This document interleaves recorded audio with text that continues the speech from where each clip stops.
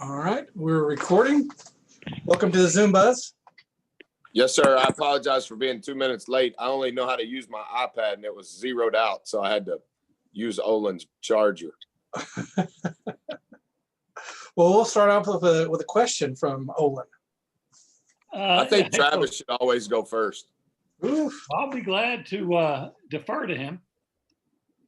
I'm just picking at you, bro. All right. Hey, do you got a sense that your guys are growing in confidence after the win and then having played most of the game pretty well against LSU? Yeah, I think the two things, Olin, that statistically stand out from our two games last week, and you know this because of how much we've discussed it, our turnover rate has been atrocious. And then our ability to keep the opponent off of the offensive glass. Those two things have been our Achilles heel.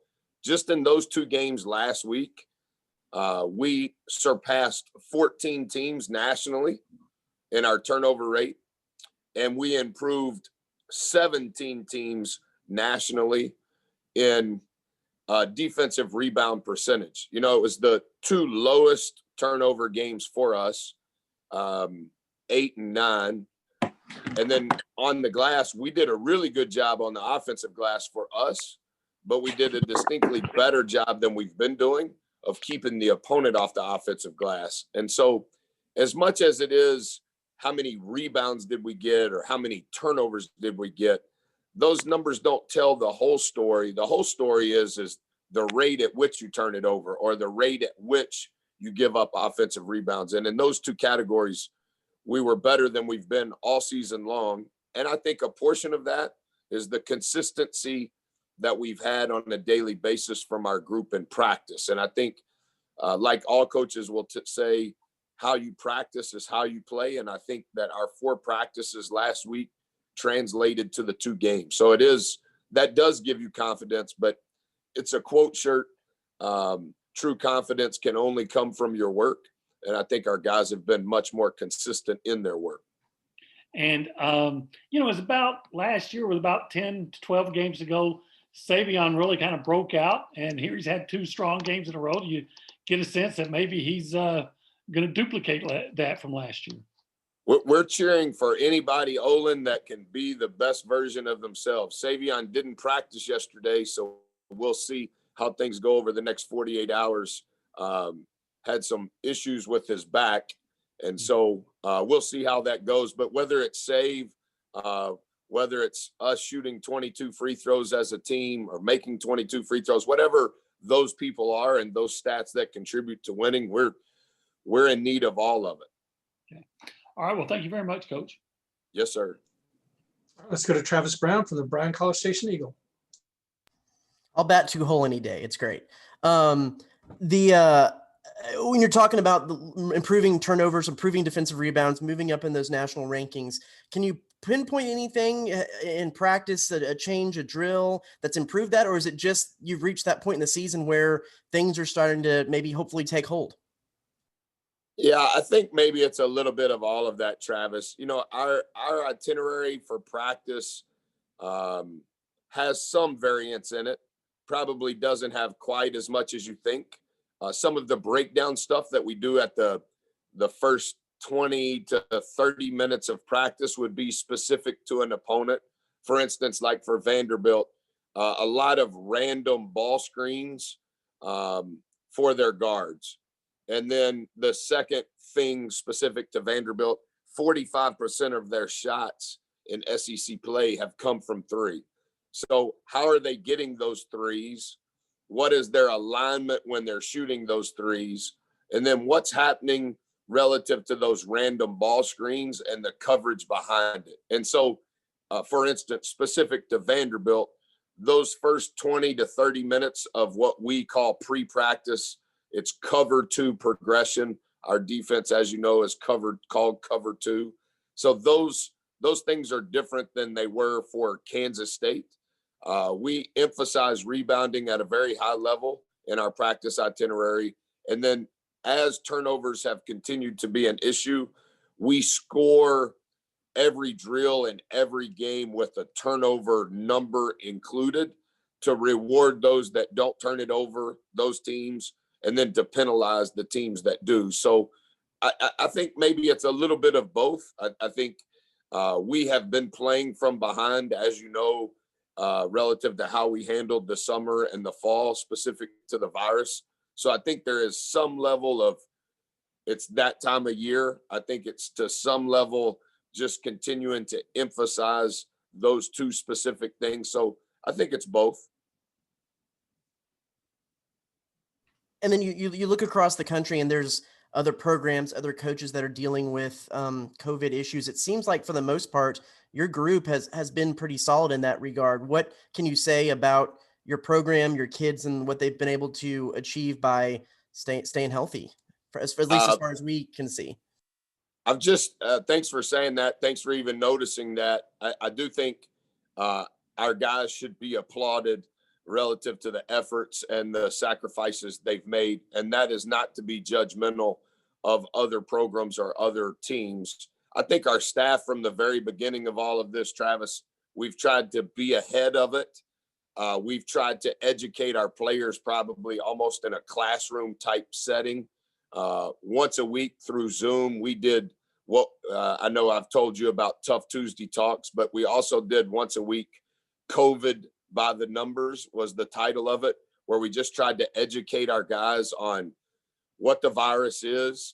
The one thing that I would say, Travis, and I'm hesitant to even talk about it because it's like, I don't want to wish bad karma, but it's a virus and it can impact anybody. And it's not as if, it's almost like it's a ghost, like you can't see it, you can't touch it, you can't, like, oh, I'm about to get COVID. It's just, it's chasing a ghost. And so you just try to be as safe as you can, follow all the protocols. We have been very stringent in how we've handled things in our office, how we've handled things in our facility. Our administration has been superlative in supporting all of the different things that we want to try to protect our guys as best as possible. But again, I mean, literally things can change on a dime, as we all know, specific to what's going on in a pandemic. And so, but I do think that our kids have been ultra mature in how they've went about their business for us to even be at this point relative to what's transpired. That speaks to how serious they've handled everything. And then one last follow-up. I know you've told us many times that a big part of the way you run your program is things like the Tough Tuesdays and the talks and sitting down and learning things about life as well as basketball. Has your focus in the past doing that been kind of validated by this year and what some of those talks have had to be and the fact that you have instituted that in your program, so there's space for that this year? Well, yeah, I want to make sure I have humility in how I answer that question. Maybe our kids could answer it better. Maybe our current staff could answer it better. I'm not old yet, but I'm approaching old. And I think that some of our former players and former staff members could probably speak to how we go about things. I will say this, I coach less and less with each passing year of my career because I have become more convicted that I have been blessed way more than I deserve. And with that blessing comes a responsibility. And my responsibility is to push them to be the best they can be as a player. But it's not more important than my responsibility to push them to be the best student, to graduate, to be the best future husband, future father. And so I spend a lot of energy, emotion, and time based on my relationships with our players, our staff. You can tell by how our staff is comprised and the relationships that are long lasting, many of which eight of our employees started as students in our program. And so I think that speaks to the foundation of what our program is about. But I probably shouldn't say more than that because it sounds like I'm making it about me. Here, they're Get Better 101. At Virginia Tech, they were Tech Talks. At Marquette, they were life lessons. And I will say that I have learned more from our kids over the last 9 months, probably than they've learned from me, just with all that has happened across the country relative to social injustice. And so those tough Tuesday talks have been tough for everybody involved. And it's been a very raw experience of learning things that my eyes haven't seen, nor have my ears heard, that have really changed my heart. And that's from the willingness of our kids to teach me. Thanks, Coach. All right, next up is Chip Howard from Sports Talk. I was looking at this Vanderbilt team. Their record's not very good, but they are out rebounding the teams they play, and they're out rebounding them on the offensive board substantially. Plus, they're averaging like 74 a game. So, what do you look at when you're turning on the tape and watching this team right now? Yeah, there's a few things, Chip, that I study. Obviously, relative to our issues, those are probably the things that I look at first. And then we do some maybe kind of how they present it to me. Our staff presents it to me, where we are not necessarily comparing, but the things that are correlate to winning. Where are we at? Where are they at? What do we need to concentrate on in preparation for the game? In some regards, from an offensive rebound perspective, we're very similar. We're tied nationally in that regard. And then I think the flip side, they can really score. And they can, yes, they score a lot of threes, but they can score in a multitude of ways. Obviously, Pippen can score, but he also creates easy opportunities for his teammates. So you're right in everything you said. And so we kind of study where we are relative to where they're best and what can we do to kind of shore up and accentuate where we're good versus stop them where they're good. They've got a 6'9" guy that has attempted 53s and shooting 38% from the 3-point line. What kind of matchup problems does that present? Yeah, really good player. I did not know him. Obviously, we were in Virginia, but he's from down the road here, and he has been the combination of those two guys. They're both very effective, but I think the kind of the layer behind that is the attention you have to give those two guys to prevent them from scoring, and what the other three guys are able to do, which I think you're able to see numerically, particularly in their last game against South Carolina. I've got one more thing, and it had to do with the SEC Big 12 Challenge on Saturday.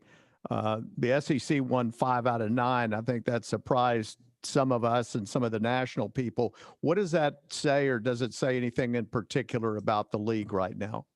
You know, Chip, one of the things that I study, give me just a second and I'll find it. Going into this week, the SEC has 3 teams in the top 25 in the net. We have 6 teams in the top 50, and we have 10 teams in the top 10. The Big 12 has double that in top 25, only 1 more in the top 50, and 7 total in the top 100. So obviously they're a very top-heavy league. But like if you compare whichever leagues you want to, obviously I'm familiar with more, some of them more than others. But I think that's always a barometer, a true barometer of where is the league, not a specific team. There's always going to be the best teams in the league. There's always going to be the worst teams in the league. But are the best like the best in the country, and are the worst like the worst in the country? And I think that, I mean, I would say I haven't studied. They've probably been doing that the last 5. I don't know how long they've been having the challenge, but I bet if you looked at the last 5 years, I bet the margin has been plus or minus 1 is what it would average over the last 5 years. So I think it speaks to probably a lot of similarities within the league. Thank you. All right, next up is Andrew from Gig'em 247. Yeah, Coach. JJ Chandler's obviously coming off a couple of big games, and I think he's only turned it over once in the last 3 games. Just what have you seen from him at the past couple of weeks or so? I think he's been a key component over those specific games. I think he's playing with a much more clear mind offensively. I think he's kind of narrowed the lane in which he operates in offensively, which has helped him with the turnover rate. He's shooting more balls on purpose. We have encouraged that relative to the lane we suggested. Defensively, Andrew, from a position standpoint, like here's the ball, and where are you supposed to be, Jay? You're in the other corner, you're on the ball, you're on the strong side.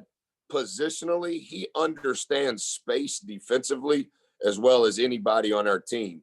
And, he plays a lot of our full court stuff. He's always at the front because his instincts, along with his positioning, when his motor is running and his mind is clear, he's really good defensively. And I think he's played in that same sort of space offensively. We put, you may remember the 3 he made right in front of our bench against Kansas State. That was a play we put in for him. You've seen a couple of plays, another play that is not just for Jay, it's for our perimeter players, but he's very effective. But he has, from a consistency standpoint, he's probably been the most consistent he's been since we've been here. And then just looking at Scottie Pippen as well, building off of Chip's question, what makes him difficult to guard, and what are kind of the keys to slowing him down? Number one, I think he can play with both hands, and he can play with both hands very effectively. Number two, he can score on all 3 levels. And I think he doesn't get the credit because he's such an elite level scorer. He doesn't get the credit for how he creates for others. He forces so much attention, and for the roster complexion that they have, he kind of knows when he needs to shoot it versus when he needs to drive it versus when he needs to try to draw a foul versus when, let me see if I can get the defense into rotation and create something easy for one of my teammates. And he's got a Billy Tubbs. You guys may remember him. Olin does. When I was young, I was a manager at a small college in Oklahoma City. And when we didn't practice, I would go to Norman and watch Coach Tubbs's practice. And I'm not saying he liked me, but I thought the world of him. So when he would talk to me, I would always have like 2 or 3 questions already written down. And one of the things that he described when he was evaluating guards was the pace at which they played all the time. What was their pace? And he always referred to it as glide speed. Like when they're just gliding, what is their speed?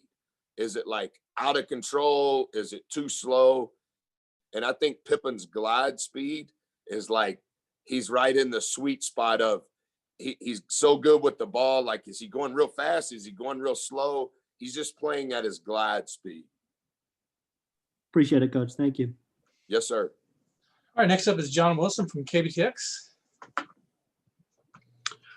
Coach, after the last couple of games that you've had some positive things happen, you've talked about your team being able to move forward and pick up and move forward as they prepare. As they've prepared for this Vanderbilt game, do you like the way that they're moving forward?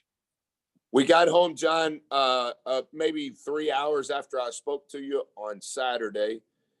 We were off on Sunday. And then any day following a day off, one of our traditions is called Early Bird.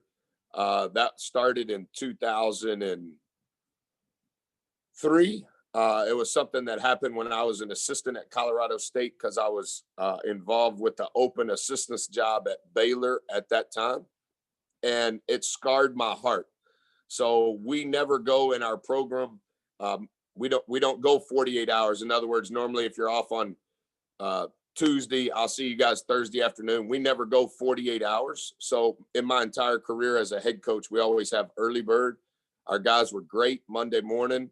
and we had a really good practice, 85 minutes yesterday. And to answer your question, we kind of started off where we left off in Manhattan. And that was 2 off days since that's happened last week, where we just started right back up where we left off, which is, I think, a portion of being able to go 1-1 last week. All right. Thanks, we'll Coach. And we'll wrap it up with Mike Lucas from Aggies. Hey, Coach, we saw it twice against Kansas State when Savion went to the post and did a little back to the basket move and finish. Yeah. You guys not getting a ton of production from your bigs offensively from that spot. Can we see Savion more often playing with his back to the basket closer to the rim? You know, he's comfortable, even though you probably know it just as well as I do. He's kind of comfortable in that mid-post area. You know, we run a lot of stuff for him at the elbow because he's not an elite level passer, but he's real close. Like he's got a good feel and a good vibe on this is the right play. You know, even on out of bounds under, he's all-time throw it in guy. The two plays that you're talking about, one was side out of bounds where he was the inbound, or he was not the inbounder. And that was because we were going to inbound the ball to him to then make the reads, which turned into a mid post and one to tie the game. And then the other play is one of our core plays. And we just inverted Save and Marfo. And as thankful as I am that Save made the basket, I wasn't concerned with Save making the basket. I was concerned with, could Marf make the right read to get Savion the ball in a position to make the basket? So it was the combination of both what Marf did and what Save did. But yeah, I think, you know, we did some stuff. You remember last year, we run some of it for E-Man now where we kind of throw that ball over there, not in the short corner, but not really on the post, just kind of in no man's land. And Save's really good at making a decision, even if that decision is for him to shoot it.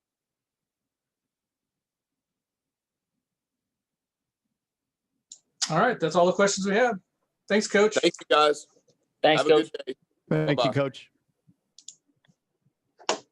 Bye, y'all. See us.